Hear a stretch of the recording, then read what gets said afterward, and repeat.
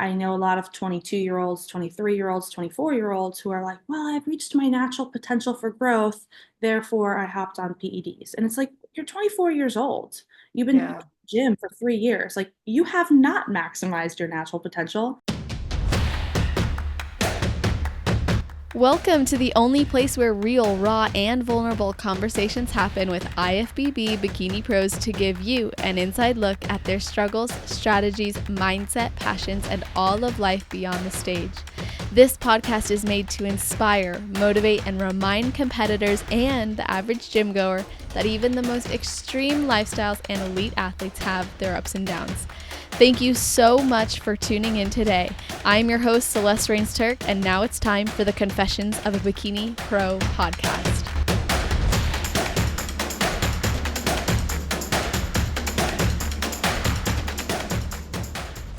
Today's guest is not just an IFBB Bikini Pro, but also a former NFL cheerleader for the New York Jets, and more incredibly, a current full-time active duty U.S. Air Force officer.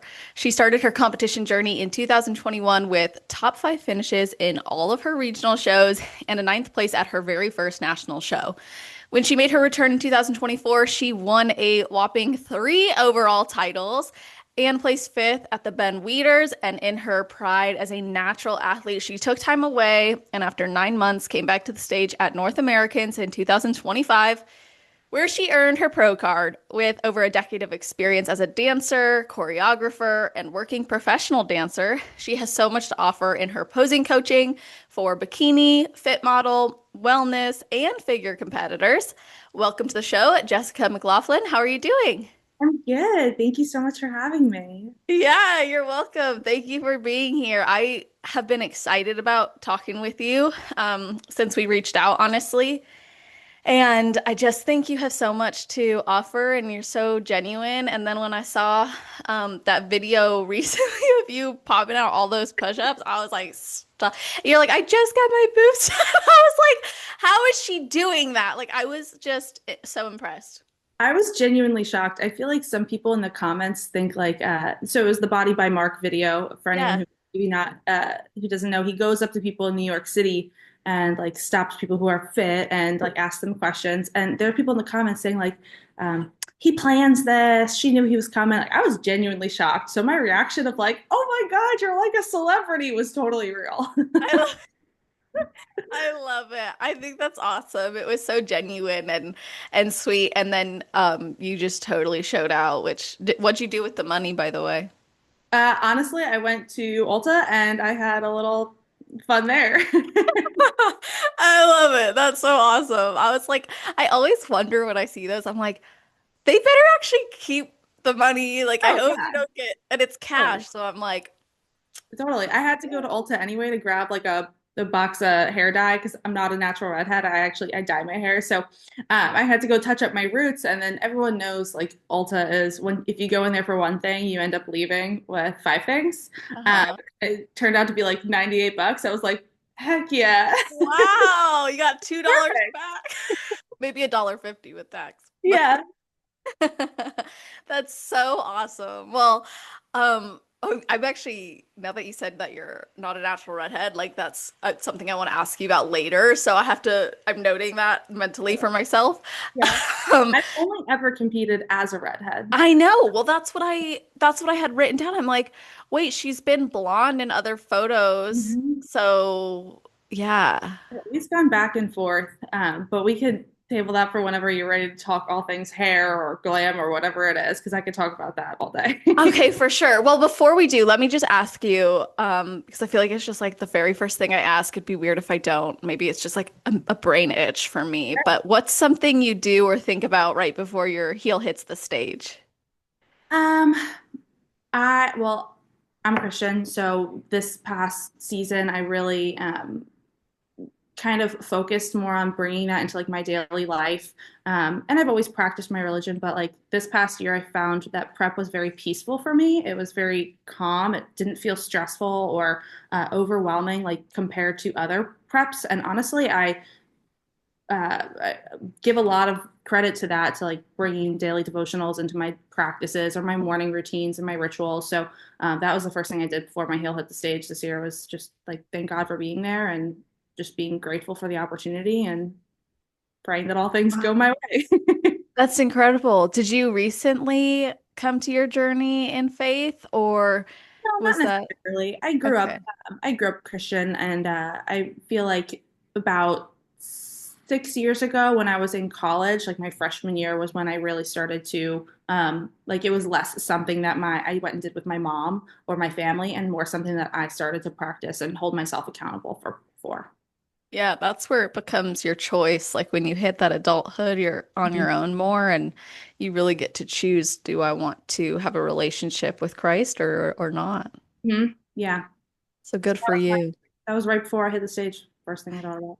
Yeah, that's really awesome that you made it more of a priority this prep because I feel like spiritual health sometimes gets separated, but it's so impactful on our physical and mental health. Like it really is the cornerstone of it. And it's something I find when you're in prep, like I could go to church and no one's pressuring you to eat. You're not surrounded by food. You're not dealing with people asking. You're not dealing with like the social setting that can sometimes be overwhelming if you're in prep, where you're surrounded by food or drinks or whatever. Like going to church in prep to me is like the best day of the week, because it's just so Oh, peaceful, so calming. I can sleep in a little later, prep my breakfast the way I like it, and go to church, and it's awesome. And so I found that was just a really great practice that I really started to lean in more this past prep. And I think that's part of what made it so much more peaceful for me. that's beautiful. Yeah, I feel like once I established that relationship with Christ, I was able to let go of bodybuilding as an idol in my life, and I could actually just focus on the gift and the blessing of the pursuit in it and whatever happened. Especially with this being what I knew was going to be my last season, it was a lot easier for me to let go and just enjoy what I was being given. Mm-hmm. I agree. It is kind of a little bit of a dichotomy too, where some people are like, "Well, how are you like a Christian woman? You're on stage in a sparkly bikini. Like, isn't that counterintuitive?" And to me, it's like, well, no, like I feel so grateful that God blessed me with the opportunity to like have my health. Like there are people who are, they don't have the ability to do this, whether that's physically or if financially or from a health standpoint. So I look at it from that perspective, and I just feel gratitude.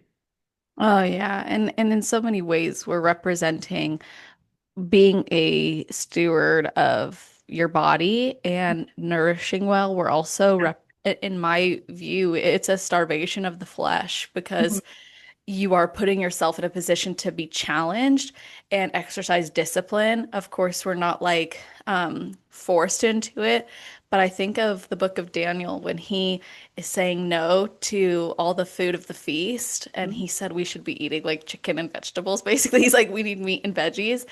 And the king couldn't understand why that was important, but he was really representing that if we're going to perform well and be what we need to be for God, then this is how we should nourish our body. And so I often thought about that, like, okay, it is important that we don't give into every physical desire. And I think bodybuilding allows us to exercise that. Yeah, I agree. It's like the physical representation of discipline. Yes. Yeah. And there's sometimes where I'm like, oh, it's a little too far. Like I won't lie, sometimes I Yeah, know it's like it's a push of of course.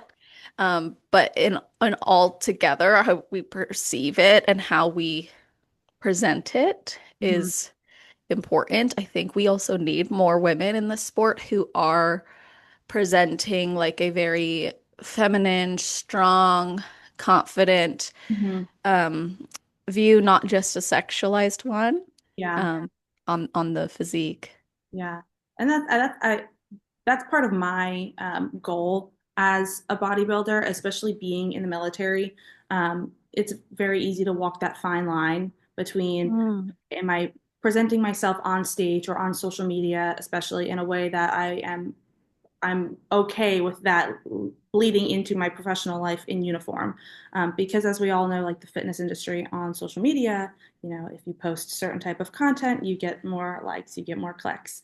And so that's part of the world that I don't ever see myself venturing into in order just to get that social media clout because I'm very cognizant of how that presents in my professional life.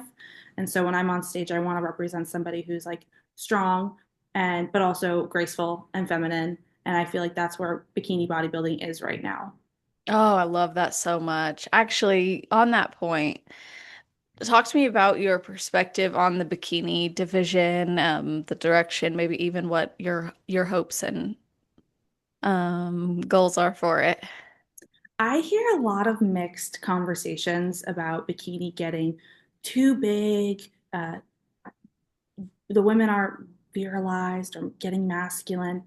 Um, I will say, of all the women that won their pro cards at North Americans, when we were backstage and there was the lineup of all the pro card winners and we were getting ready to go out for the overalls, I did not notice that about a single one of them. I thought Wow. they were all beautiful. Their voices were normal, they were feminine, beautiful faces, beautiful women. Like, I did not notice that at all. I like the muscularity that bikini is coming into. And I say that because I'm a more muscular bikini girl. Yeah.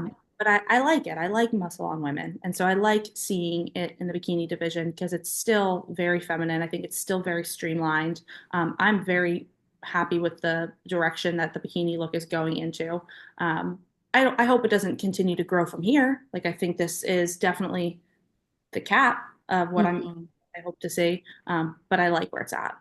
Okay, yeah, that's a great perspective. I think it's got to stop, to be honest. I don't think it can Not grow here. any further without like ruining, not ruining, but taking away from a lot of the intention of bikini. So I'm so interested in seeing how this weekend goes. Um, yeah, it'll be good to know. Yeah, I think bikini should not grow any further than what it currently is. But I will say I really do like where it's at. And I think I look at a lot of physiques like Ashlyn Little. Like, I love just how round and bubbly she is. I like it. I like the look. So, Yeah. but again, I'm also biased because I've Right. always been a muscular bikini girl. And I was always told when I was like coming into it as an amateur, like, you're really muscular for bikini. We need to kind of like tone it down here, but you'll be great as a pro. And I'm like, Mhm. well, like, I got to turn pro. And so if this is gonna, yeah, I felt like it was kind of held against me for a couple years early on, but everyone was Hmm. saying, turn pro, it'll be a benefit. And I'm like, okay, well, I got to get there first. Yeah. Well, you did it. Yeah. Very exciting. Yeah. How did it feel when you heard your name get called? It felt like it was just years in the making. And it felt like it was, everyone always says it's not a matter of if, but when. And I do believe that if anyone really does, I mean, of course, genetics play a huge role, but if you have good genetics, it is a matter of not if, but when, if you continue to work at it. Um, and I feel like I put in the work in the off season. So it just felt like I felt very proud that the hard work showed on stage. Oh yeah, and you had taken 9 months off between those seasons. So what changed or what did you focus on in that time to bring the improvements you needed to? This was the first time I ever really focused on nailing my reverse. And everyone talks about how important that is. And I feel like when you do your very first prep as an amateur, I don't know a single amateur competitor who does their very first prep and nails a reverse. Let's just say it how it is. Every amateur competitor at some point during the reverse is has a moment where they like maybe don't do what they're supposed to do. But if you could nail your reverse and really hone that in, that was what set me up for success when the prep actually started. And I wasn't even preparing for North Americans. We started the Hmm. intent of wanting to do 20 weeks into the Olympia Amateur. So this was going to be my Oh. show as like the pro qualifier for the season. So I was going to give myself 20 weeks to prepare, but we were at 12 weeks, which is when North Americans came around, and we felt ready. And it was only 8 hours away of, no, not even, it was like a 5 hour drive. So we were like, you know what, let's do it. And I'm just really grateful we did. Yeah. Oh my gosh. So that's pretty surprising. You were way ahead of the game. Yeah, my body was responding this year like it never has in the past. Um, Huh. I don't, I think, I really do think it's because of the reverse diet that I just set myself up for success. Um, and we still had to push really hard because for me, I always found that I'm a person who puts on muscle easier than I'm someone who gets lean and conditioned. So I always need to give myself a lot of time to get in the conditioning that's needed. But this year just was a little expedited, and I'm really glad that it was like that. Yeah, honestly. So when you say nail your reverse, what does that mean? Well, following your diet. Hmm. Just if I feel like people who struggle with maybe like binge eating or something, that was something that I had a past with where I feel like after a prep, I had like an all or nothing Hmm. mentality. Like I'm going to go all in for prep and then I would reverse and I would do really good for a week. And then I would have a day where I would just like eat whatever. And this year, I feel like that came with maturity and honestly just age and time in the sport that this year that wasn't the case. Um, and then also just like training hard, taking your training seriously, and training like a bodybuilder. So I think gone are the days where a bikini girl can walk into the gym and just do some lateral raises and some cable kickbacks and be good to go. As we've seen how bikini has grown, bikini bodybuilders need to go into the gym and train like a bodybuilder. And that was my mentality this entire last 9 month off season before getting ready for the prep. And honestly, I feel like I've trained that way um, since I was 20 years old and starting the sport because I was always surrounded by people who trained like that. And that was like the mentors in my life. But I think if you're a girl in bikini and you're not training like that, now's your time to like step up your game and really push yourself in that sense. Oh, absolutely. I really love that too, especially when we're looking at it from a genetic or a structural standpoint. A lot of us will not get to this point where we're like, oh, now I look too big for I mean, it's just if you're not big enough yet for bikini, why not just push really, really hard in your improvement? It's not like you're gonna, oh, great, now I'm a wellness comp. That's just not gonna happen. Not. And I even had a lot of people say to me like, "Oh, you could do wellness, you could do wellness." No, just because in the off season I carry more fat in my lower body. I'm telling you, I know what wellness girls look like in person. If you've never seen a peeled to the bone wellness girl in person, then you'd be in for a surprise because they are massive and they are impressive. And I think it's great. I think it's an awesome look. That's not me. And I Yeah. bikini girls think like, well, like they see themselves in their off season and maybe they hear a lot of noise of other people trying to tell them what they should and shouldn't do. First of all, take that out of the equation, listen to your coach and listen to yourself and your internal voice telling you what type of body you want to live in. But Yes. just because you carry more fat in your lower half does not mean that you need to do wellness. Like still train hard and when the fat comes off, you will still be good to go for bikini. Yeah, I love that. You know, it's actually funny because when I went to the women's workshop, I don't remember what now, I don't remember. Oh, 2024 maybe? I don't remember. There were some events that I went to even, yeah, I think it was my last improvement season. Anyway, they were like there were some judges who I was setting up the chairs with, and I'd never met them. He just someone from another state. He's like, "Oh, so you're a wellness competitor." And I was like, No. that's hilarious. I was like, whoa. But that's because I was wearing pants. Like, you know, it's like covering the fact that it's fat. And I love that. I love that about improvement season as a bikini. I'm like, well, give me the No, nerves. I love it. Yeah, I do love off-season shape. I feel like I do feel a little bit more, you know, feminine in my body when I have just a tad bit like I would say that like 6 week, 8 week outlook Yeah. is what I would love to live in. And that's I mean, now that I'm a pro, my goal is to kind of maintain that look almost in my off season and grow from here while still trying to maintain that like 8 week, 6 week out look. Um, but yeah, back to your point with other people saying like, "Oh, are you wellness?" I think some people, um, some people don't always know what they're looking at, and they just That's like to true. say things. And I think if you're a young bikini girl in the sport, you could be very impressionable to Mm. hear what all the different voices and noise have to say, and you really just need to like Are you my coach? No, your opinion doesn't matter. And you don't say that, but you think it. Oh yeah. And you know what too? Like if you showed like a bikini girl and a wellness girl, let's say amateur level, okay, not pro level, amateur level, to a normal everyday person, they're gonna have a really difficult time.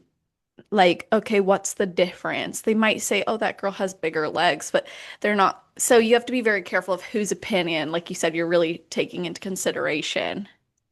And I think if you, at least this was always my way of thinking when I was an amateur and even now as like a new pro, but I always aspire, I never compared myself to like what are other amateurs doing. Like I always looked at the pros and I tried to. I know they say like you're an amateur, don't compare yourself to a pro.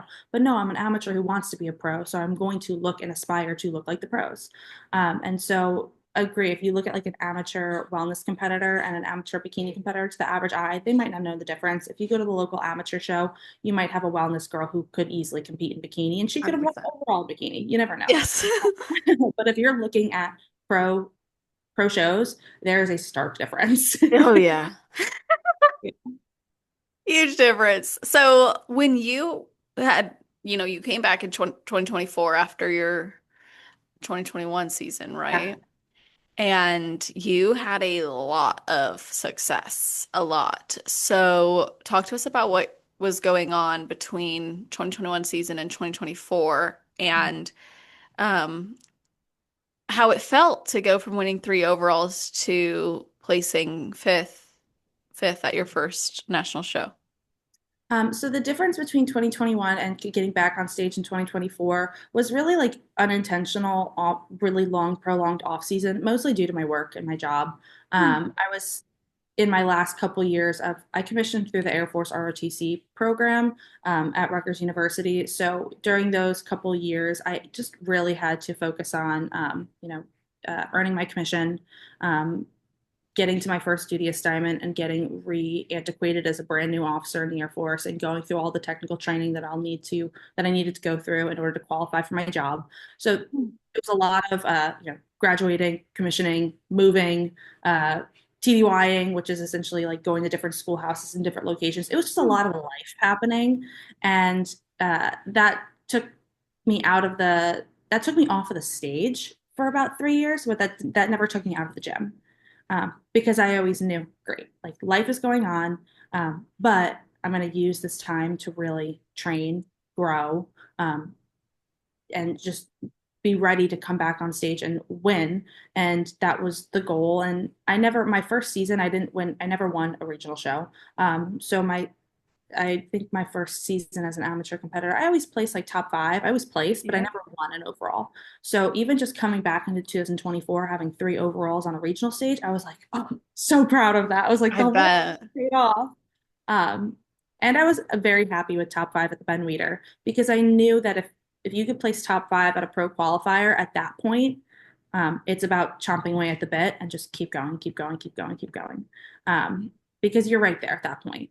And so that was really I consider last season a great success. I was very proud of that and happy with that, and it gave me a lot of burning desire to like again take the off season really seriously, grow, reverse properly, and get back after it this year. Love that perspective because you didn't let the placing at like I didn't go pro, so it was a fail and all those. I love that you're like, man, I got all those overall wins. I placed top five. I think we're missing some of that. In there's this expectation that if I do this, if I win this overall or this, so I should be able to go and get my pro card, but that's not always the case. And so I love your gratitude for what that season gave you. Yeah, and I feel like you can't walk into any show with the expectation of anything. Um, you need to walk in with confidence, and you need to walk in being proud of the hard work that you put in and feeling confident in the physique that you're presenting. If you don't feel proud of the physique that you're presenting, then maybe you should maybe not do the show. If you don't feel confident, Yes. like, hey, I did everything that I needed to do to get here, then take a step back and say, well, am I ready to get on stage if I didn't do all that I needed to do in order to walk on stage? And so I considered last season really big win for me because it was wins that I never achieved before. I never took an overall title in my very first season as a competitor. My very first national pro qualifier, I placed top 10, but I wanted to crack into that top five. Yeah. And so I was really grateful for that. And I loved competing at the Ben Weider. I thought it was a phenomenal show. I thought it was a great show, and I would love to compete at that show now as a pro to try to go to the Olympia. I thought it was awesome. I think it's a great show that allows that opportunity to natural competitors as well. I agree. I agree. I think it's wonderful. And you being a natural athlete and advocating for really maximizing your natural potential, what led you to want to stay natural, especially in a sport where enhancement is generally the norm now? Yeah. For me personally, I would say the number one reason is I'm an active duty officer in the military and I cannot afford to Yes. lose my commission because I'm doing things that are illegal, essentially. Um, so to me, I don't judge anyone who does. I just don't, I feel like I have a lot riding on the line if that was Mhm. to ever, be the case. And I don't, I love bodybuilding, but I also love my service. And so I'm not willing to sacrifice that if I get in trouble for that. Yeah.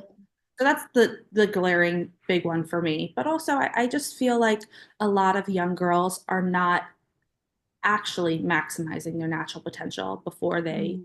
hop on enhancements. I think they like to say that they are, but I don't think people really are.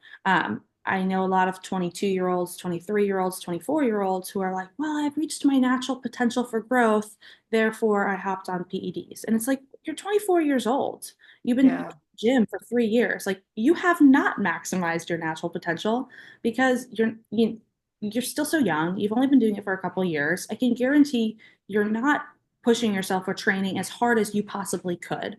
So I really do think that maximizing that natural potential is something that people just say that they're doing, but they're really not. Um, and so I would advocate for women to really, especially young women, to really take a step back and before they take that route, say, well, am I doing everything that I need to do from a training perspective, from an eating perspective? Um, and just take that into account before they make those choices because they are irreversible for a lot of cases. Oh, for sure. I could not agree more, honestly. Like I I think one of the things that's important for especially younger competitors to consider is like if you have, yeah, let's say you've been in this even for 5 years and you spent a year and a half of that prepping and competing, there's no way you've met because that time of dialing in for the stage is to be honest, it's impeding on your potential for growth. It Mhm. doesn't mean it's a bad thing because it's giving you insight, you're getting experience, you're getting your heel on the stage, but you're not fueling the growth. And I don't even feel like once I got the right guidance, that's when I started feeling like I was really starting to see my potential come through. And I almost feel like I finished just on the cusp of seeing what I was capable of, you know? And I'm so grateful that I got to see more of what that potential looked like. But even me at almost 29 now, I can say like I'm about to hit that peak, you know, like 35, I'd probably be like an animal up there, you know, but like it's just yeah, why jump so I think the reason people jump into it so soon is it's a attractive to consider getting there sooner. And Mhm. for women, let's be honest, women who get into it young and want to start a family and step away from the stage when they do that might feel like this is my only opportunity instead of seeing like there's potential down the road too. I can understand that perspective. I mean, of course, that's also another reason. There's a lot of reasons. Yeah, that's another reason to stay natural. Like I Yeah. can't, I would never sacrifice my ability to have children in the future because that's so important to me.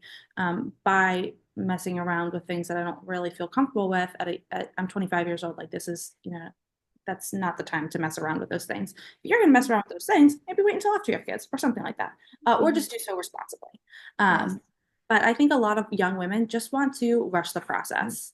And I think that is kind of the culture that we live in. I think we do live in a little bit of like an instant gratification type culture. Um, across the spectrum, not just bodybuilding. Yeah, You yeah. want something, you can go on your phone, you could order it. You want something from Uber Eats, you can go ahead and order it and it's at your doorstep. So I think people, you want likes on Instagram, you just post a certain type of piece of content and then you can get there. So I think people Right. just want to rush the process and they just want to get there. And I really found I had the most fun in just my journey. And it's the journey. It's not just the final destination. I remember being 21 years old, 20 years old, really, the year before my first prep. And I was working at a gym and I was surrounded by a lot of these like IFBB pros, Olympians, men, and they were mentors to me, and they trained me like a bodybuilder. They had me Heck yeah. lifting heavy stuff and really working me out, and it was so much fun. The journey towards like building the muscle, and that's to me that's bodybuilding, and that was just so much fun. I feel like a lot of young women need to like take a step back and actually enjoy the process of bodybuilding and not just the final destination of wanting to look like a bodybuilder on the stage. Oh yeah, I love that so much. Even honestly, even for some seasoned competitors, I can say as when I was a considerably, someone could qualify me as a seasoned competitor. I still had so much to learn and put into it that had I maybe been in an environment like you're describing, it would have been a lot more likely that I would have. Now, I was pushing myself, but mm, you know what I mean? Like, was it what I should have been or needed to be doing? Probably not. And I think that there is a pressure to um, keep up or catch up, even. So, what advice would you give to someone who is feeling that pressure to not stay natural despite maybe their initial commitments to try to stay natural as long as possible or forever? Yeah, I can understand where that mentality might be coming from, especially considering how bikini is vastly bigger now than it was 5 years ago. So feeling that pressure to catch up is probably tenfold for a younger competitor. And that's where I would recommend, hey, let's start with Fit Model. If you want to get on stage, like great. The Whether you like Fit Model or not, they're now offering a platform for younger women to at least get on stage and enter the sport and see if they even like it. Like, go through a prep, see if you even enjoy it before you decide to take those extra steps. And now you do all these different things to your body and you do a couple preps, and maybe you decide you don't even like it anymore. But now you screwed yourself. You have no other choices.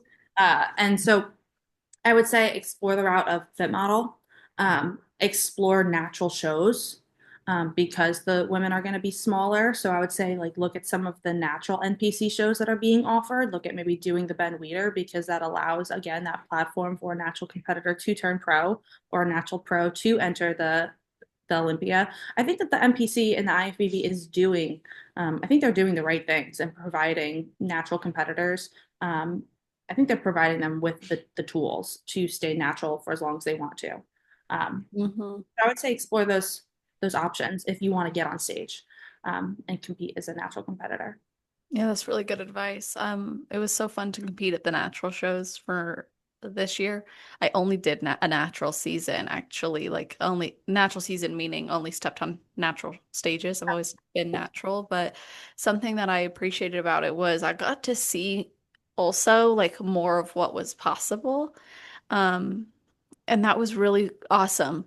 Like to be surrounded by people who I was just like, oh my gosh, like I would have never thought. Like especially at the Pittsburgh sports festival, looking around, I'm like, y'all are natural? Like you're telling me? Have like very Yeah. impressive physiques, especially for like the men too. Mm-hmm. It's not talked about enough too is I've heard a lot of people say like natural competitors for men, like they can get even more peeled to the bone than sometimes men who aren't. And so it's really cool to take a look around. And if you're somebody who wants to explore those, like just go to a show, go to the Ben Weider, go to the Pittsburgh, and just like take a look and see like, oh, cool, this is attainable. I can do this as a natural competitor. And I think that there are natural bikini pros who are getting up on regular stages, and well, probably not a lot, but I'm sure Yeah, there are a handful. And I hope to be one of those. Like I hope to step on like the New I York Pro think you stage will be. something Mhm. like the C Pro or something like that in the future, and still represent that category of competitors. I honestly believe you could do that. There's, yeah, no doubt. And we need that. Like, I think it's, I didn't know you were, I mean, I knew you did the Ben Weider, but I didn't know you were a natural competitor, maybe stayed natural. So, I've really enjoyed hearing that that's the case and hearing about how you've navigated that. I think there's also like um, just a lot of noise on social media. Like there's more information out there about uh, not only PEDs but also like peptides and all those things. And so Hmm. I listen to a lot of that stuff because I still want to educate myself on them. Yeah. Like I want to be like if I'm in the industry, I still want to know all about it, and I actually find it very fascinating. Like I totally am. Hmm. Um, but that doesn't necessarily mean you need to succumb to the pressure. That's like anything in life. Yeah. And also, people need to be very mindful that if you are considering taking anything, and you want to be a natural competitor, read the substances list. Like Yeah, you read can the read ban. the fine print. Yeah, because I don't think some people realize if you take peptides, you're out. You're no longer considered natural. Mhm. I've had a lot of people even ask me too, like, what are some good, like, what did you use fat burners? Yeah, I use fat burners. I use like yohimbine or L-carnitine or caffeine and all these Mhm. good things like that. So there's definitely you have to read the fine print and decide and see what's in there. And then also, I have a friend who's an OCB pro, which is obviously a natural division. So I like Mhm. talk to him a lot about like, hey, what fat burners do you use? And he's the one who said like, hey, I use the L-carnitine neohinbine stack. And once I started using that, whew, boy, it was Oh crazy. yeah, especially fasted cardio with that. It's a game changer. Or even just having like a good coach who Yes. has the knowledge of like how to prep natural competitors, or also knows how to like my coach Paul. He works with both, and but he came from the natural background, so he has never once pressured me at all. And I think that's really important as competitors to find a coach who will never make you feel like you have to do something that you don't want to do. I've unfortunately heard of too many stories of young girls who work with coaches who pressure them into doing things, and then they have damage that's already done, and there's no going back. And so Yeah, that's unfortunate for young women who are again like young, impressionable. So find a good coach that you really trust. I love that. If you're looking for competition heels, jewelry, and fun competitor extras, then visit shoefairyofficial.com and use code CELESTE for a discount at checkout. So, what's something bodybuilding has taught you about yourself that maybe these other areas of your life haven't or couldn't have, if anything?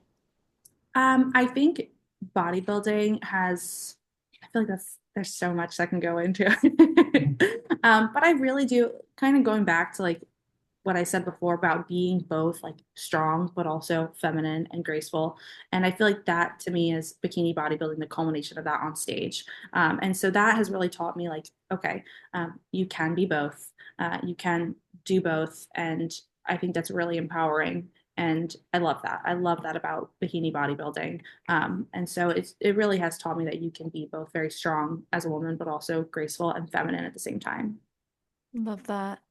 Yeah, you're such, just talking with you, it just transparently, you're such a great advocate. I feel like, yeah, I've obviously followed you, read your post, but just talking with you like live like this, I'm like, dang, you're so well spoken. You really have a passion for the sport, passion for the people in the sport. Like, I think, man, I wish, you were speaking at more places.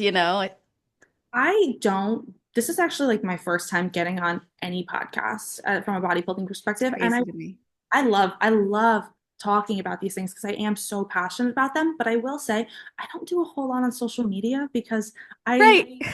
I'm not very outspoken on social media. I don't do a lot of like videos talking or sharing this stuff. I don't know why. Um, I think I'm just not really, I'm not a social media girly. I don't love content creation. Yeah. I am very passionate about like speaking with people. I came from the background of like teaching young women in dance. Like ever since I was, Hmm. I had my mom owns a dancing studio and I was teaching little girls. So I kind of like grew up feeling this passion for wanting to help mentor young women. And also being in the military, being a woman in the military, having that passion for wanting to like mentor young women in the military and help them navigate what their future careers could look like. So I love these type of forums. I just don't do enough of them. Yeah. Oh my gosh. Yeah, you're incredible. And I think more people need to hear from you. And so I'm hopeful even that this podcast might open some opportunities to or provide that even just this video itself could be something people learn from. So anyway, aside from that, I do yeah, I do want to ask you about the hair because I'm like, okay, wait, I didn't even ask you about it. Um, yeah, so you've always done the red hair on stage. I love the red hair. Your hair is red right now. So are you competing? So I started my red hair journey when I was actually a senior in high school. So this is even before bodybuilding was a thing. I was competing in a pageant. So I was getting ready to Oh. again get on something about like getting on stage just makes me want to like die. For some, I don't know. I was like 18 years old. I was a blonde my whole life, and I came from a dance background, and I was getting ready to go compete in like the Miss New Jersey Teen USA pageant. And I, for some reason, felt like, well, there's a lot of blondes on stage. Like I never see a redhead. I'm just gonna dye my hair red. And I did it for the pageant stage, and then I Fun. loved it. But it was a lot of maintenance. It was a lot of upkeep, and so I went back to blondes just so that I didn't have to do the maintenance. And so when I was 21, so fast forward a couple years, and I was getting ready to step on stage for bodybuilding, I was like, well, like I really liked the way the red hair looked on the pageant stage. Let's see what it looks like on the bodybuilding stage. And Yeah. I did back red, and it's been red since then, essentially. Oh, it's so good. Like yeah, I mean, you look like you're probably one of those people who could rock like any hair Oh, color. I don't know about that. I love the red though. It's so good on you. Seriously. Like I think it's awesome too because actually there's people who are natural redheads who have felt like they have to dye it or wear a wig on stage. Like they feel like they have to hide it. So I think it's really cool that you're like, okay, it can look this good. See a lot of redheads on stage. No. A lot of like obviously see a lot of blondes. You see a lot of brunettes, or girls with black hair. I actually think I will say black hair with a black suit. I love. I could never, Yeah. but I love that look. Um, That's but like Alexandria Ross and uh, Leon. I Yeah. love it. I love that look. But I probably will stay redhead for years to come. I've been doing it for now for a couple of years, and I just love it. Yeah, you found your look. Yeah, and it's very fitting for me. I have a very, I think sometimes like very fiery personality. Yeah. And so sometimes I'm like, well, at least I can give people a little bit of a, they say redheads can be a little crazy. So I'll give people fair warning. Talk to me. I love it. You're like, I'll let the air speak for me. But That's the so amazing. red hair with a green suit, I thought was very like poison ivy. And so I was like, you Oh know what? yeah. Let's just have fun. And it does help you, I feel like, um, kind of exude an alter ego or a character on stage. And so I can see sometimes when that. I'm working with like posing clients and I work with women who are like, well, I really don't know how to feel maybe a little flirty on stage or tap into my feminine energy on stage. I'm like, you have to dig into like that alter ego. Like, who is she? And Yeah. then let her come out on stage. So when you're posing, like put your AirPod in or put some music on that brings out that character and like be true to yourself, but also don't shy away from like feeding into that character a little bit and letting that come out on stage. Yeah, like an energy almost. It is. And I think posing is so much about like that energy and that flow. And it really is about exuding that on stage. Yeah, like Celeste in normal life is listening to Christian music and country music and some and rock music and but Celeste preparing for stage is listening to Buttons by the Pussycat Dolls and Gwen Stefani I know.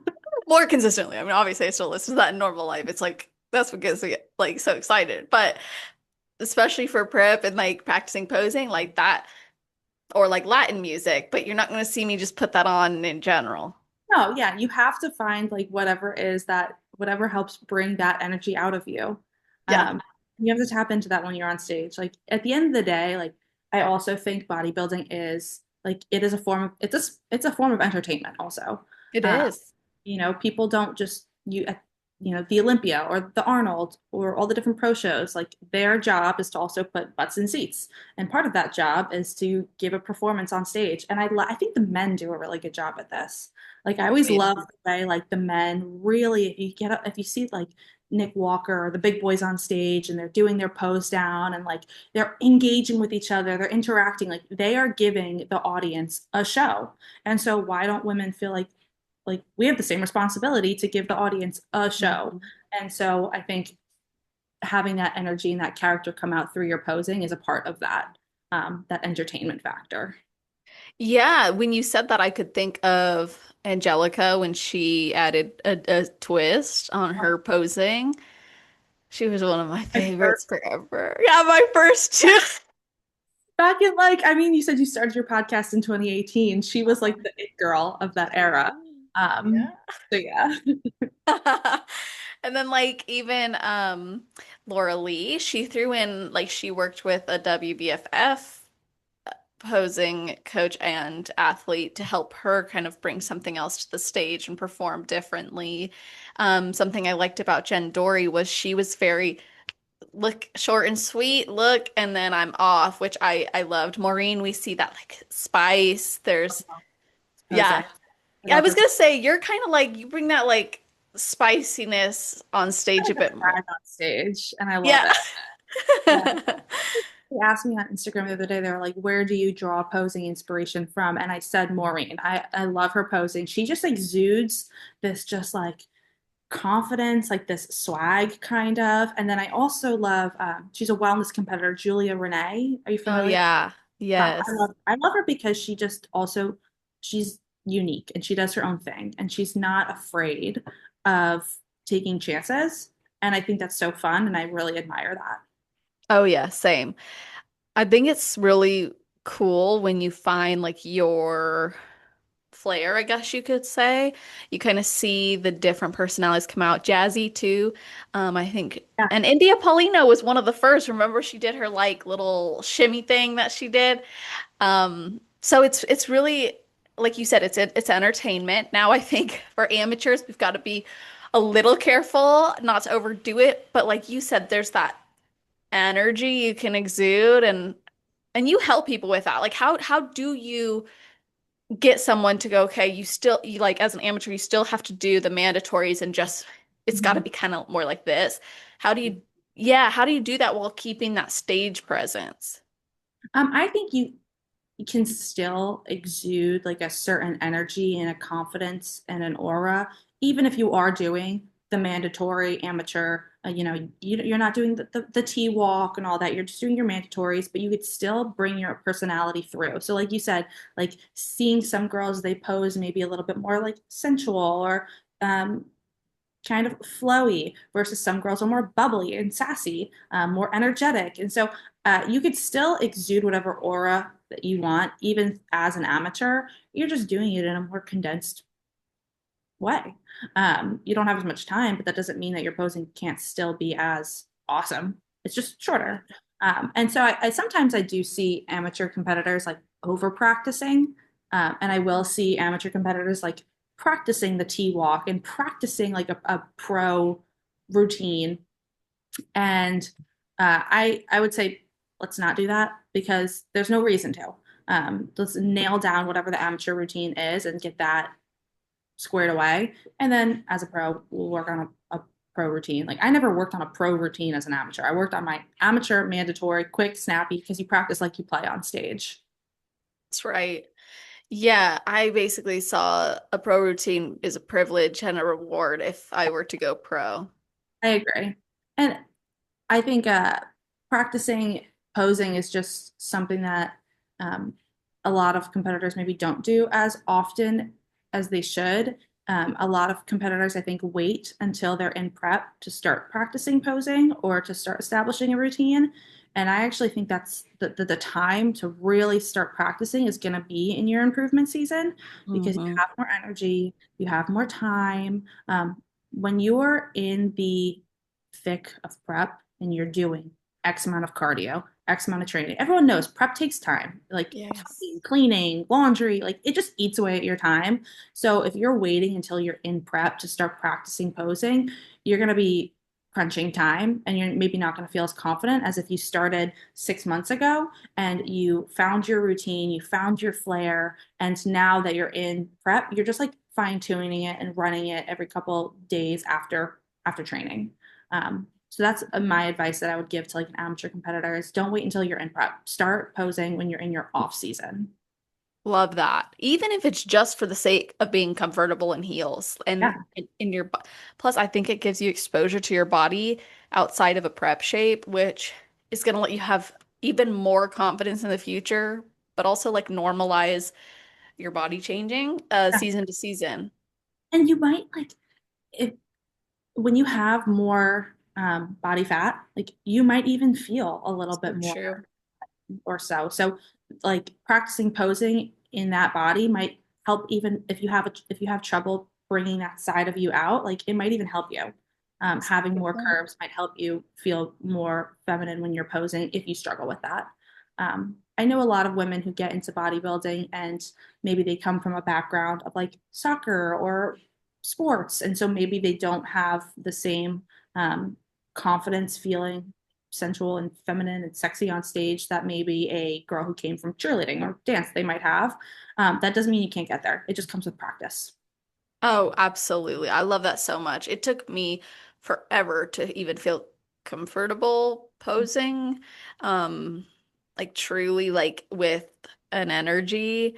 So, yeah, I think it's awesome. And I think your dance background probably gives you an edge too with helping competitors, helping athletes with their stage performance and with their confidence because you've got years and years of experience. You've also had years and years of teaching. So, what are some of your best tips for getting confident in heels? Just getting confident in heels.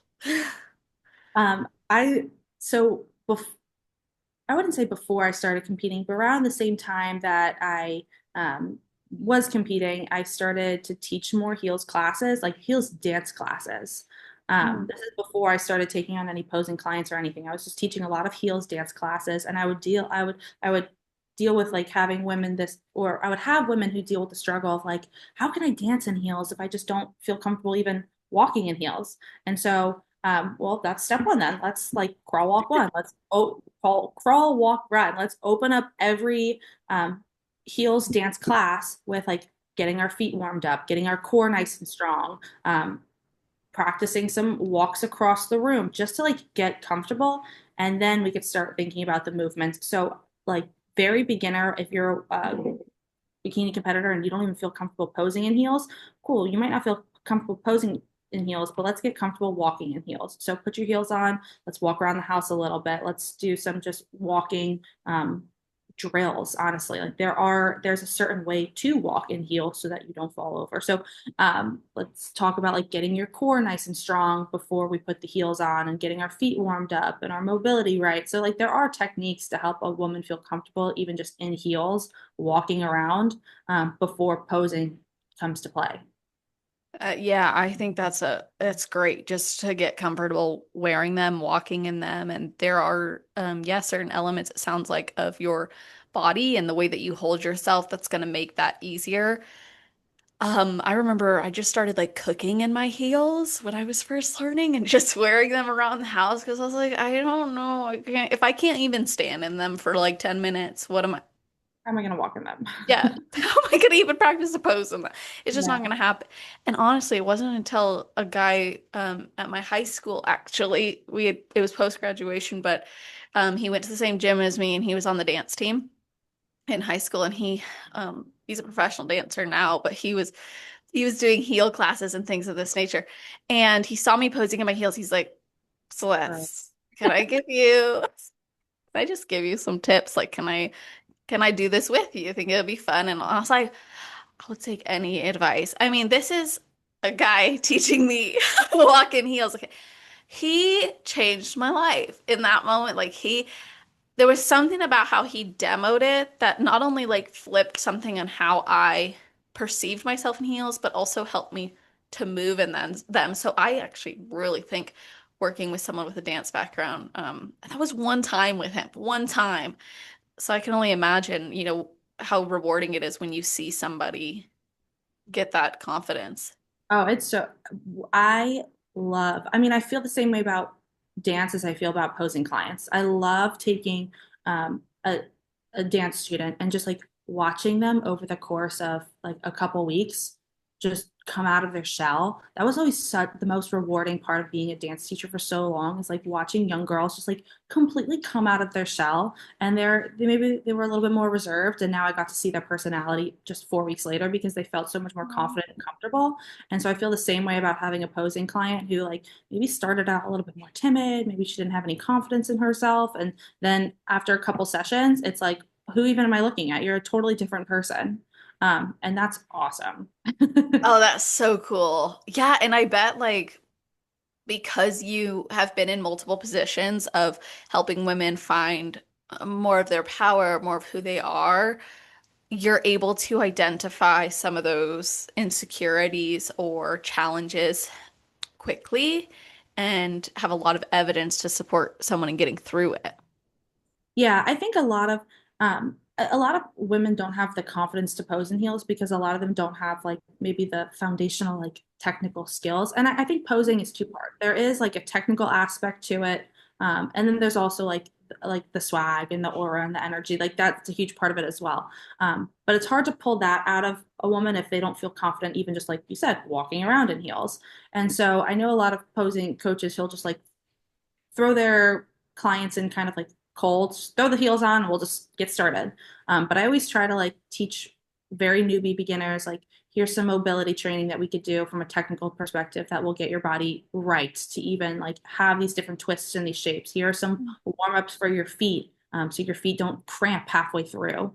That's Here's great. some warm-ups to make sure your core is nice and tight because that's the center of your body. And so if you go in cold and your core is not warmed up, then you might feel a little bit more off balance and all over the place than if we just take 5-10 minutes pre-posing to get that activated. So like there is the technical foundation that I do with all of my posing clients before we even move into like the aura and the swag and like the details of things. And I find that if we can establish that foundational knowledge, they feel more comfortable and they're able Mm. to get to that end stage a lot quicker. And I bet that having the foundation helps them to have longevity and have better insight, like as they progress. Like, okay, this is how I'm actually going to keep my body healthy while I'm doing this. Yeah. Or if they're backstage, like, okay, I'm getting ready to be on stage for who knows how Mm. long. Should I do my, like, maybe should I roll out my feet or do my toe ball heel warm up or, things like that just to make sure that they're prepped and ready to go on stage and pose for who knows how long the judges decide to drill you for. Oh gosh. Yeah. And oh yeah, and you made a good point earlier too about how like in prep, so it's good to practice in your improvement season because in prep, I mean, I practiced through my improvement season and it was still challenging running drills through my prep doing posing practice, like back to front, back to front. I mean, I had my posing coach was like, until you nail it 10 times. Yeah. She's like, start with three, and then once you hit three in a row, we'll do five in a row. But that's what you need to do because they're drilling, especially at the national level. You're gonna be drilled. Yeah, they are definitely I've seen some shows like they go through the girls like a finer tooth comb than others. But if you're going to do like one of those big shows like Universe or North Americans or some of the more larger shows, they're gonna drill you back to front a couple times. And so it's a workout to practice that. And you need to get conditioned to do so. So, because at the end of the day, like you don't want to waste all those weeks of getting like the best physique that you're most proud of just to not present it in a way that you're proud of on stage. Because at the end of the day, like the judges, they don't know what you did to get there. All they see is what's in front of them. And so you want to make sure that you're presenting that to the best of your ability so all of your hard work doesn't go to waste. Yeah, and surprisingly, there may even be some regional shows where that happens, where the competition is tight. Like, I think at the North Carolina Natural, I'm pretty sure. Jimmy Sweet and Mo Newman, and I mean Jason Bird, and I don't remember who else was judging us, but they worked us pretty dang good. Um, and that was only like I think four, three of us in a class, but then in the overall there was like I think five or six of us. I I love remember it. being, yeah, me too. It feels like, oh, I get to be Yeah. on stage longer. I mean, at the end of the day, like, even if it doesn't matter how small the regional show is or how big the regional show is, like, I think it's awesome to give, like, all the competitors that feel like this is what it Yeah, could, like, be ready. This is what it's going to feel like if you go to a pro qualifier. I think that's awesome. And then also, like, you're paying a lot of money to be there. So, like, keep me on exactly. stage as long as you want. I'm paid to be here. 100%. Yeah. Yeah, I had like actually a somewhat opposite experience at my national show this year where I felt like we The rushed you. transparently felt like we weren't even looked at. Even like I feel like everybody had that experience. So yeah, that was a bit of a disappointment. So I was really glad that I had the regional shows where it felt like we were being cared for and genuinely considered. Yeah, I love that. I even like listen, even if you're not looking at us, like make us feel like you are, you know? I like, please, like at least look in our general direction, Yeah. maybe. Like not what's for dinner over there or where's the bathroom? Like, can we, Yeah. can we be here? I always Um, felt when I'm off the wing and like getting ready to enter onto the box, like so like I'm not really on stage just yet, but if the judges can see you, if you can see the judges can see you. yes. I always try to like find lock eye contact and then like almost make them feel uncomfortable. Like I am getting ready to come out on stage. Please look at me. I love that. That's a good tip too. So how let like looking at your background, not only dance, obviously competing, but and a pageant too, but you were the youngest NFL cheerleader. Now, was that for the New York Jets or was that all together? That was for the New York Jets. That's Yeah. incredible. So you were what, 18 when you auditioned? Yeah, I turned 18 like 6 months before. Oh my In the gosh. prep classes when I was like 17. So I wasn't even like old enough to audition when I was doing the prep classes. And then I turned 18 in time for the like 2 months before the auditions itself. Why did you want to do that? So I'm from Central New Jersey, and I grew up dancing in New York City a lot. My mom owns a dancing studio my entire life, and then when I hit like 14 or so, she started sending me into the city by myself to take classes. I don't That know could what. never happen. I mean, maybe it could, but you also grew up in that area, so like maybe it was a little different. You're like built different. I think back to it and I'm like, oh dear Lord, like what was my mom thinking? But I'm proud of it. It taught me a lot of independence. Like Great. it takes a lot of guts to, navigate New York City as a 14-year-old. So I grew up dancing in New York. And when I was 18, I knew I was getting ready to, I knew I wanted to join the military and I knew I wanted to do ROTC and start kind of like a new chapter of my life with, military service. And I felt like I trained so many years, so hard as a dancer. Um, I was like, I need to have like a culminating event where I could Mm, kind of close this chapter and feel like I went out with a bang. And I wow. looked up to the New York Jets cheerleaders. Um, and I think when I was like 8, they did this thing called Junior Flight Crew. Um, so I was like 8 years old, and they did this Junior Flight Crew summer camp where a bunch of little girls, dancers and stuff, they go do like a week long with the New York Jets cheerleaders. So like Wow. I was like, oh, well, like that could be cool. And they never had a girl who was like a junior flight crew who became like legit flight crew. Oh. Like I kind of want to go out with a bang, close my dance chapter and dance career chapter, and I decided to go for it and made the team, and it was awesome. It was really cool. I was the very first. I was not only the youngest 18-year-old NFL cheerleader for the New York Jets, but I was also the first junior flight crew who turned of age and became actual flight crew. So that was a really awesome experience. Oh, I bet you're like a legend to the junior flight group. People are like, it could happen to me. Jesse did it. And when it was like when I was my first year as a flight crew, it was the only season I did, but when we did the summer camp with those little girls, like it was so much fun to be like, man, like 10 years ago, I was you, so you can do it too. Oh, that's so cool. I bet you could like remember how it felt and the excitement. It was cool. It definitely was. I was like 18 and there were a lot of women on the team who were like 29, 30. So they were a little Yeah. older actually. So there were some moments where it was strange being like the baby of the team. But I think that kind of just challenged me to learn how to hang with the big girls and yeah. I bet. What was the training for that like and how did that look day to day? So we had our summer camp essentially before the season started in the fall. And so I was in college at the time, so I had a lot more flexibility that entire summer to allocate for training camp. But once the school year around came around in the fall and the football season came around, the training was pretty intense, and there were a lot of late nights where I was coming home from practice at, you know, 10 p.m., but then I had PT for ROTC the next morning at 6 a.m. So Wow. that fall winter semester season for the team and for ROTC and for college was pretty intense. And that's the reason why I only did the one season because it was just a lot at once. That's amazing that you were doing that at the same time as your first year. I look back at it and I'm like, how did I do that? Yeah, honestly though, like that's incredible. Now, did you always know you wanted to follow in your dad's footsteps with the Air Force, or like what inspired you to actually enlist, and were there other factors at play? I didn't really think about it much, honestly, until I was about a senior in high school. So, like I said, my mom owned a dancing studio my entire life. And I would say up until I was like 16 years old, I thought I was going to go be a dancer on Broadway. I was like, I'm going to be a professional dancer. I never thought about the military at all.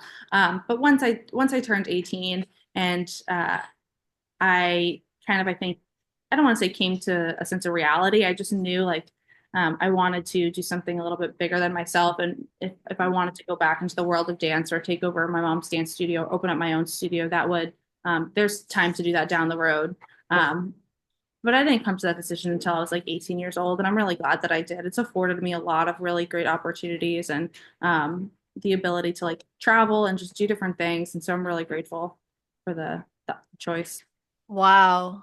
That's really amazing. So when you decided that you were going to do that, was there any thought process of like, okay, this is going to be changing my life. This is going to be something that affords me a lot of opportunities. Or what was your thought process with act? Did you know you were going to get out what you got out? Um, I feel like the military is what you decide to put into it. So if you want to seek really great opportunities and big, amazing opportunities to like travel the world, those opportunities are absolutely there. Um, you could also just do your time 4 years and get out. So you can make a 20-year long career, a 30-year long career, or you could do 4 years and come in and come out. And I think that the experience of it all and like the discipline that it teaches you is really great for anyone no matter which choice you decide. That's really cool. Now, do you intend to serve as long as possible? I don't see myself doing it as long as possible. I would like to get out when the time comes for me to start a family and have a family. So I don't see myself being a 20-year long officer, but I can see myself doing it for the next couple years that I have of my contract and then get out when family planning comes around. That's awesome. Now, forgive me for not knowing this or maybe asking an awkward question, but are you married? I'm not married. No, my boyfriend's actually in the kitchen right now making his meal though. Aw. Yeah, my husband's over here like I'm a sounds like he's shaking up a rocker or something. He's doing laundry. And I'm like, I didn't know if Yeah. you heard it, but I was like, okay, focus. And when are you due? February 5th. Excited. Yeah, I can't believe it. Weird. Yeah, that's your birthday? Yeah. Oh, that's so cool. I think some of the best people are born in February. That's Um, so awesome. how are you feeling? Are you excited? Oh yeah. Like it's weird. Like the first trimester, I was kind of like I'm nervous. I'm scared. Like I was just I wasn't in that mode yet of like confidence and the fact that oh my gosh, I'm gonna have a child for the rest of my life. That's my like flesh. You know what I mean? I always knew I wanted to be a mom. So now it seems like lately there's just this real excitement and confidence and joy and eagerness almost to meet my child and raise the baby. We haven't announced the gender yet. That's why I'm trying to be careful. Ask, but I didn't want to be like, do you know the gender yet, or are you keeping it close to chest? No, do you yourself know? Yeah. Okay, Yeah. cool. Oh, that's so exciting. So I was like, oh, her episode's coming out this Friday, but our some of our family doesn't know yet. Yeah. So yeah. Yes.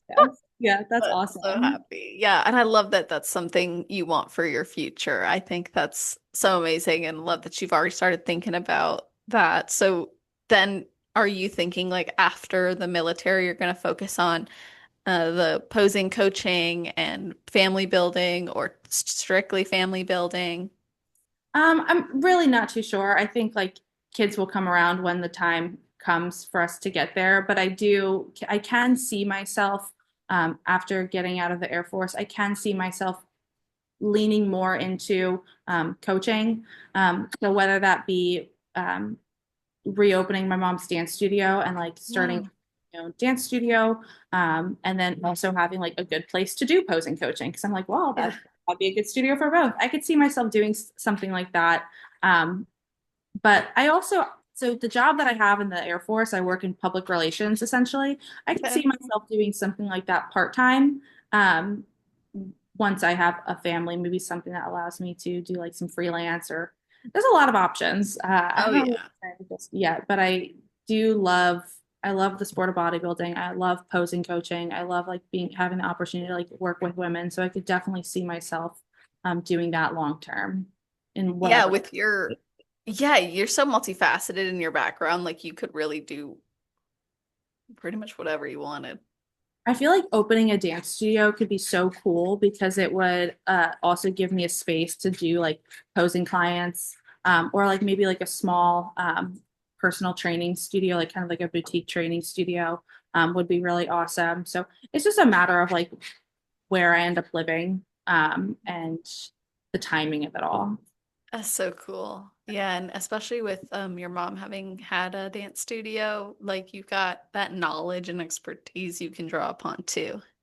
It was an awesome experience growing up with her having the studio because it wasn't like my mom had to go to like she had to go to work from 9 to 5 and I had to just oh, see you at 5 o'clock when you get home, I guess. Like anytime my mom went to work, I got to go to work with her, and that was just a really cool experience of being able to have that relationship, and that Aw. exposure.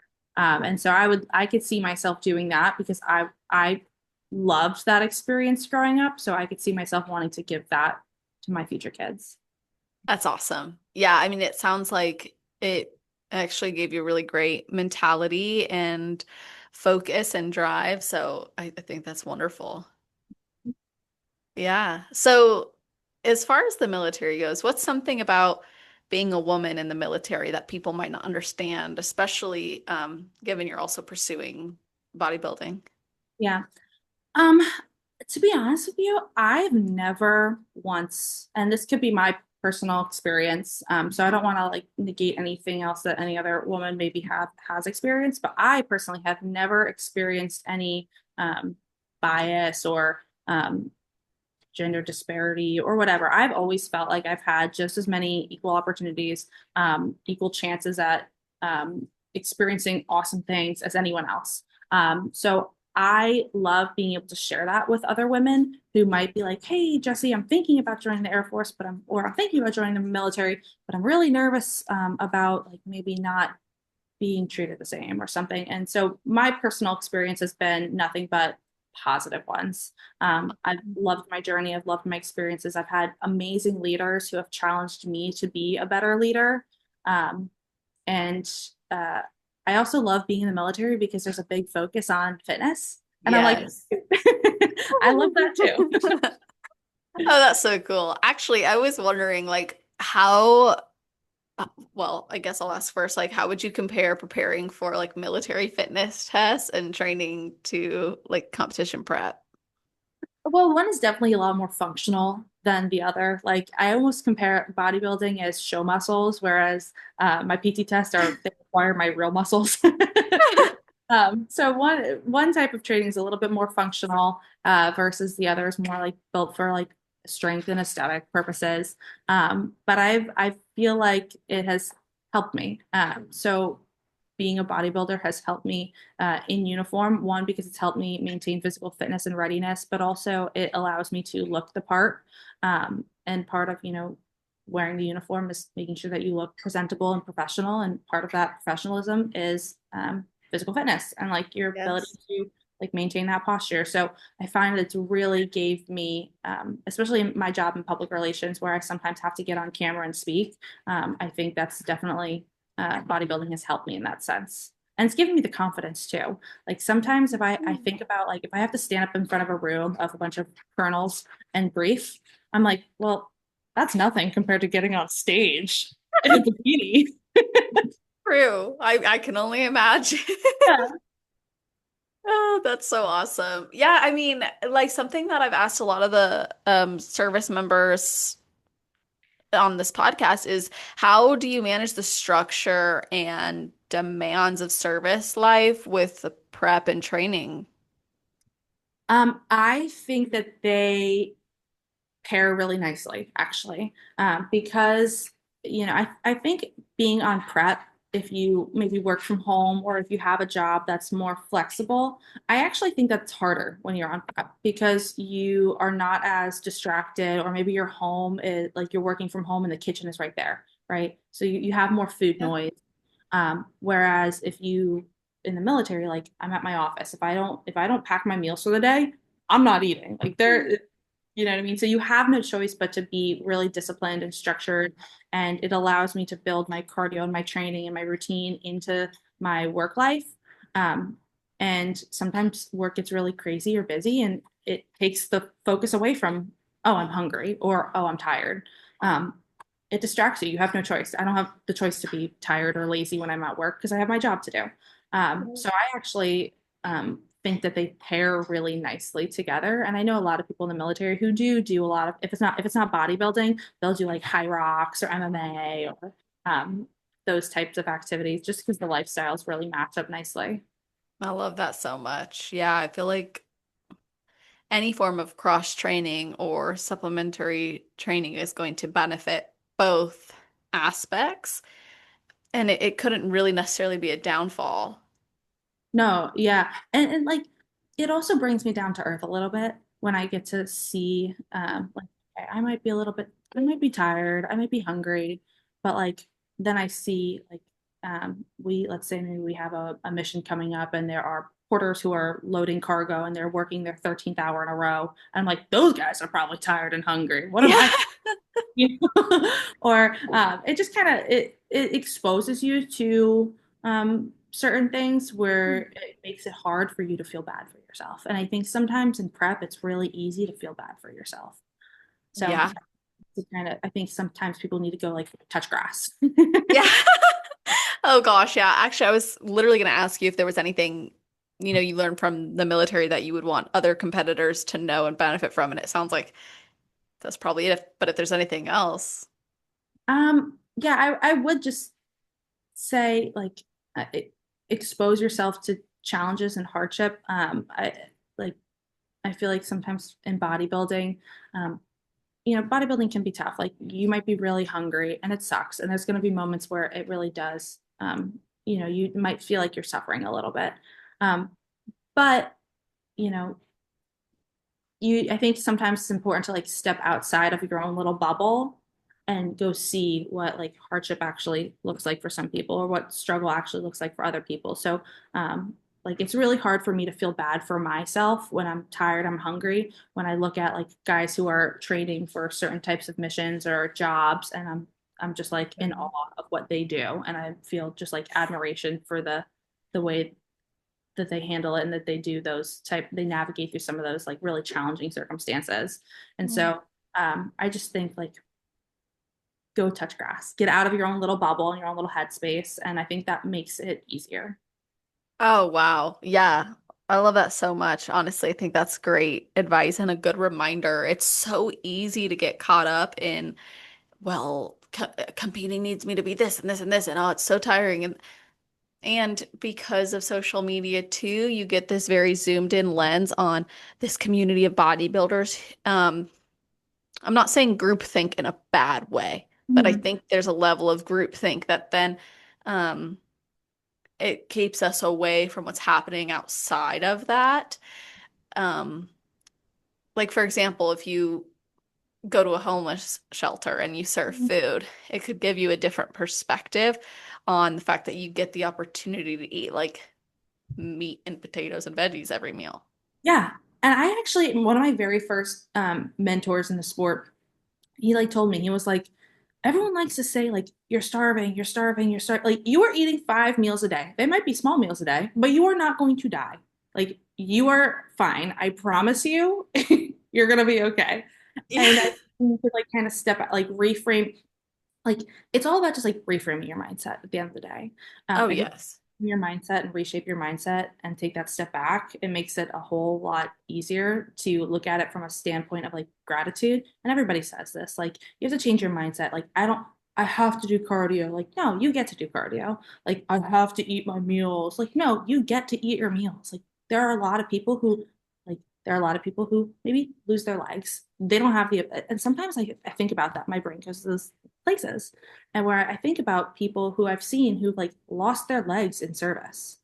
And I'm like, no, they don't get to do cardio. I get to do cardio. It's hard for me to feel bad about myself when I put that into perspective. Absolutely. Yeah, like they're relearning how to walk with a prosthetic. Yeah. Like you have 30 minutes on the Stairmaster. You'll be fine. Yeah.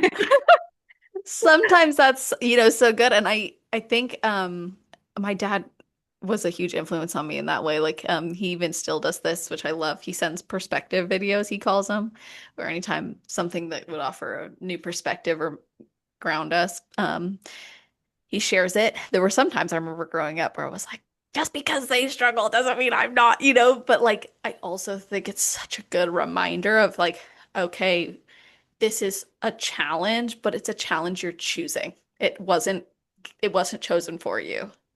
Yeah. Like you can, if you wanted to, you could stop dieting at any point. There are people Yes. who can't stop starving at any point. And like you said, like just because somebody else is struggling doesn't mean that you personally can't. Like I agree to a certain extent, Yeah. but But let's also, just like let's be like I feel like sometimes bodybuilding can foster this like groupthink attitude of like I'm suffering in the gym. I got my hoodie on, my headphones on. I just look miserable all the time, like so miserable in prep. Like I feel like that is like a groupthink attitude that just like looks 100%. at social media, and I'm like, what are we doing, people? I will say my pet peeve. Yes. And like the caption ready for war, I'm like, No, you're not. throw it away. Like my brother was a wrestler, and so there were moments where he like had to cut a lot of weight and like he had to suffer for wrestling. Like he's not on Instagram with his hoodie on, his headphones on, like talking about like whatever. It's just like I feel like bodybuilding does a lot of things for like for social media or for clout or for the aesthetic. And it's like, you don't really see that in a lot of other sports where they're suffering and they're training and they're dieting equally as hard. So true. Man, I love that we could talk so real about it too. Yeah, it's a challenge of the norm, really. We've got to be willing to challenge what's considered normal because so much of what's considered normal in this sport is unfortunately unhealthy. It's not normal to work off your food after you overate. It's not normal. It's normal in the sport, but it's not healthy.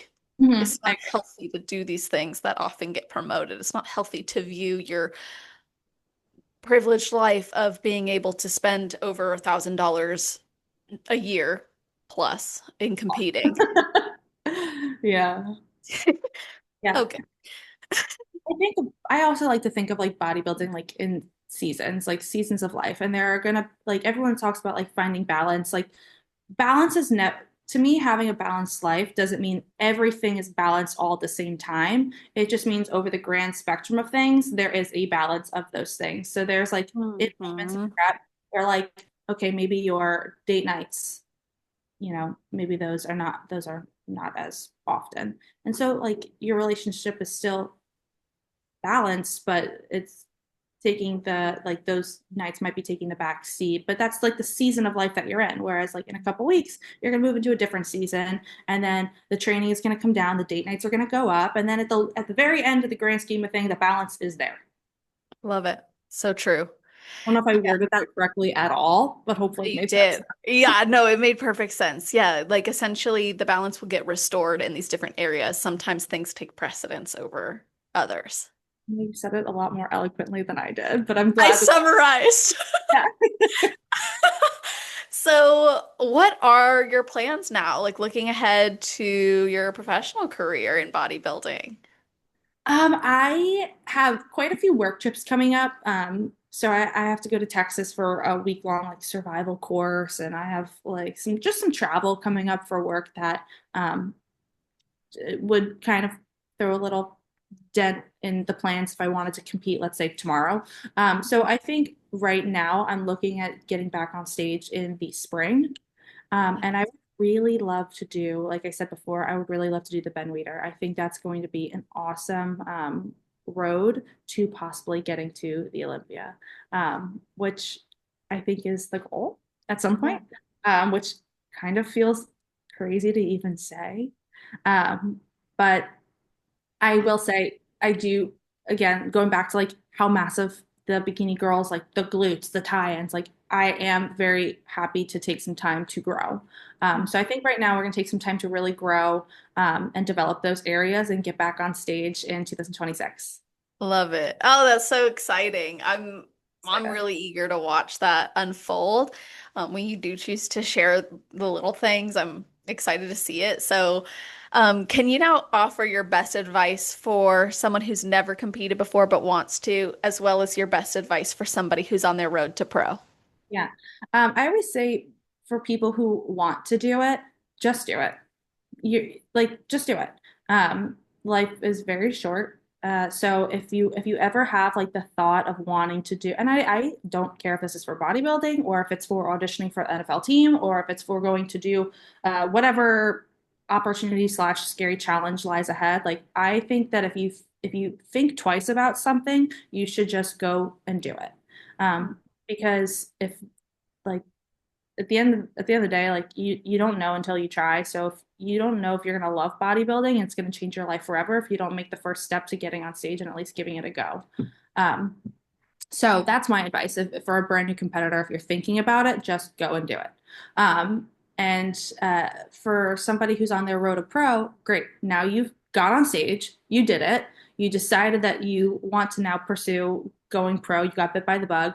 Now's the time to like let's be a little bit more strategic about it. So let's really game plan more about growth and how to be the best, how to bring the best potential pro package that you could bring. So I think like if you're brand new, just go do it and see if you like it. And then once you get bit by that bug and you decide you want to take it seriously, then like anything else, like really be more strategic about the way that you game plan and you know really just go get after it. That's wonderful. Yeah, I love that advice. And I've loved everything you've said. I honestly feel like I could have talked to you forever. It's been incredible learning from you and hearing about your journey. I want people to be able to not just follow along, but also reach out, thank you, and even work with you. So, how could they do that? So they could reach out to me on Instagram. I'm at Jessie_SBK. So feel free to just send me a message. I have some links in my bio for posing. If we want to work together for posing, I have a form right there. And so just give me your information. I'll reach out to you about scheduling. I'm located in New Jersey, so I love working hands-on with people because I'm a very Yeah. like, hands-on person. So if you're in the New Jersey area, I love taking on local clients, but I also do like Zoom or FaceTime posing sessions, but really just social media. And I'm not the biggest person on social media, but I do have a goal for myself to get a little bit better at it. But Awesome. that's a great way to reach me. Yay. Okay, good. So we'll put that in the show notes page, guys. That's always on celestial.fit/podcast. If you're listening right away, it'll be at the top of the page. If you're listening in the future, scroll down to the category section, which is alphabetized. Not only will you see how you can connect with us, but you're also going to see a full summary of this episode, a bulleted list of the topics we covered, and of course, episode timestamps. So you can go back and listen to your favorite parts or share it with your friends and your family, your teammates. Let them know what resonated with you. And it goes such a long way, you guys, when you share this, when you tell other people about it, but even more when you let the athletes know about the impact that they made through their episode and through sharing. So please tag us if you listen or let us know your thoughts on it. Of course, if you have athletes you want to hear on the podcast, shoot them my way. I'd be happy to reach out and try to get them on the show. It would be so wonderful to hear from you guys on who you want to hear next. So thank you, Jesse, for joining me today. Thank you so much for having me. This was such a fun time. Oh, good. You're so welcome. And to everybody listening, I hope you all have an amazing rest of your day, night, or morning, wherever you are in the world while you're listening to this episode. Just make it awesome.